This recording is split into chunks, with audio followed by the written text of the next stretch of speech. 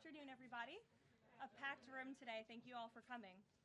President Trump is making America affordable again through his proven economic formula of powerful tariffs, fair trade deals, massive middle-class tax cuts, energy dominance, and aggressive deregulation. The overwhelmingly positive economic data released this week underscores the significant progress the president has already delivered. Tuesday's CPI report marked the latest confirmation that President Trump has defeated Joe Biden's inflation crisis. Since President Trump took office, core CPI has increased at just a 2.4% annualized rate, substantially lower than the 3.3% annual rate inherited from the Biden administration last January. Importantly, as inflation cools, Americans' wages are rising, giving the American people more purchasing power. And with what is likely going to be a record-breaking tax refund season in the next couple of weeks, the American people will be reaping the rewards of the massive tax cuts that were signed into law by the president.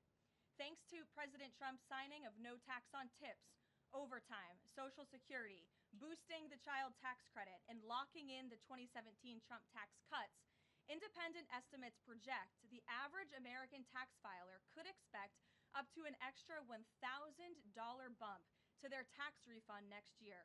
This is going to be a helpful boost to working families who are making ends meet. On the energy front, the national average price for a gallon of regular gas this week fell to its lowest level in 5 years, thanks to President Trump's drill baby drill agenda.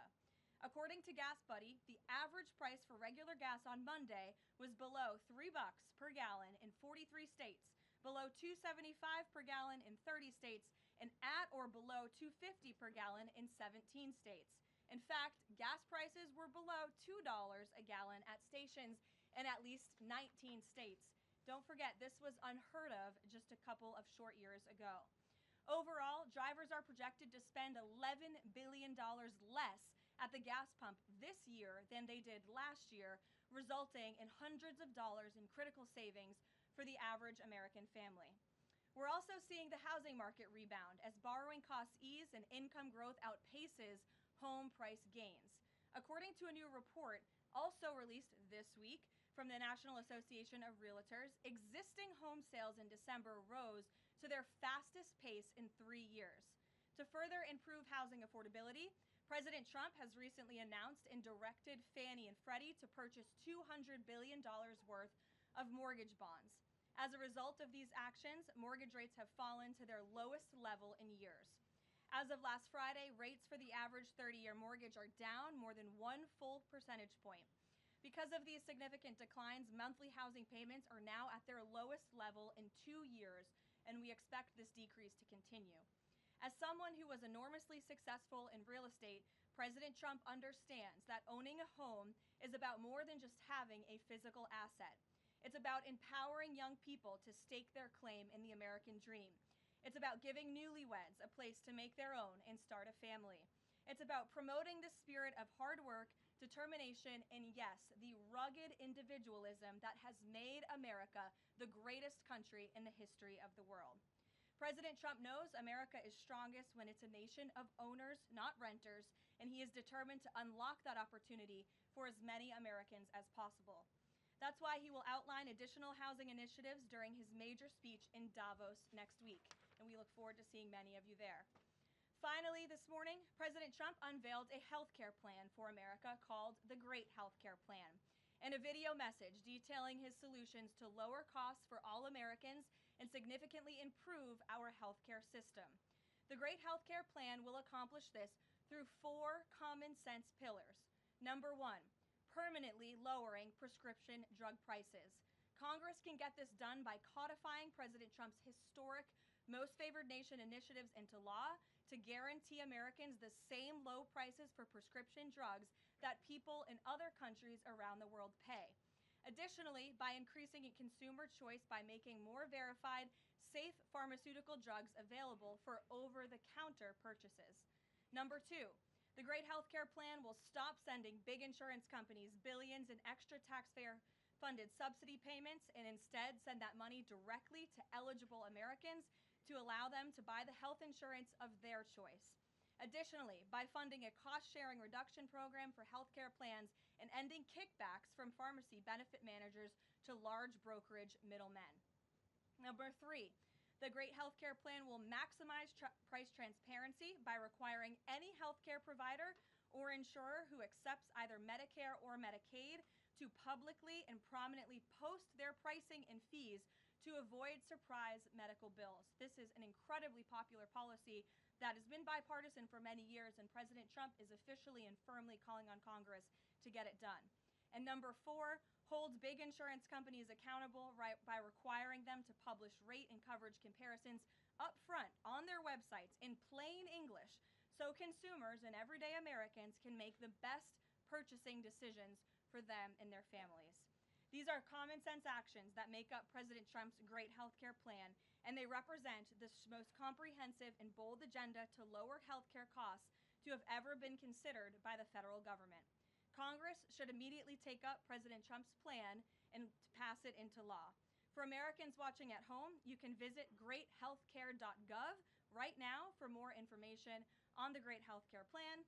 And with that, we will open it up to questions. In our new media seat today, we have a familiar face, Riley Gaines. I'm surprised it took us a year to get you here, but I'm very happy to see you. I know you have a new podcast, The Riley Gaines Show, and so thank you. And you brought a beautiful baby and your lovely husband too, so thank you so much for joining. And why don't you kick us off? Absolutely. Well, thank you. First and foremost, congratulations to you.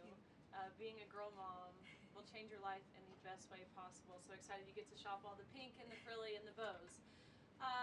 I was in Washington, D.C. earlier this week for the Supreme Court case. There were 2 arguments that were heard surrounding sex-based rights and if it's constitutional for states to pass laws that ultimately protect those rights for women. If the Supreme Court rules as anticipated in favor of maintaining these sex-based rights, is the administration prepared to take action against the states? I believe at this point it's 23 states that don't have those protections for women?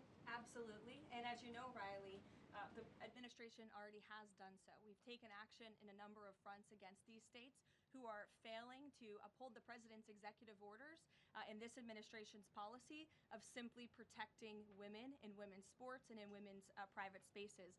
We've gone to the mat with large universities in this country as well to try to fight for what's fair and what's just for women and girls across the country. So I know you were at the arguments. I listened to them myself as a woman and as a former athlete, and I think the president speaks on common sense on this issue, that women's sports and private spaces should be protected, and that there are 2 genders, there are 2 sexes. That is not something we should be afraid to say in this country. And I think, frankly, it was quite alarming to not only hear a couple of justices gravel over that basic, fundamental, biological fact that men and women are different but inherently equal, but we are certainly different, and women deserve such rights. We hope and expect that the Supreme Court will rule in the right way on this matter. Thank you. Gabe. Karoline, thank you very much. A lot to talk about.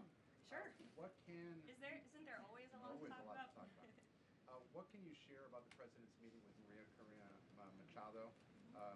Is it underway? What can you share about that? And then also, the president said yesterday that Delcy Rodríguez was, quote, a terrific person. Does the president trust the remaining members of the Maduro regime?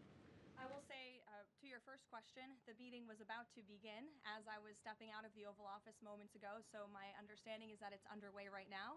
I know the president was looking forward to this meeting, and he's was expecting it to be a good and positive discussion with Ms. Machado, who is really a remarkable and brave voice for many of the people of Venezuela. So the president looks forward to obviously talking to her about the realities on the ground in the country and what is taking place.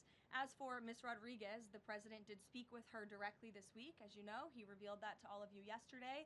And Secretary Rubio and the administration have been in constant communication with Ms. Rodríguez and other members of the interim government in Venezuela. They have been extremely cooperative. They have thus far met all of the demands and requests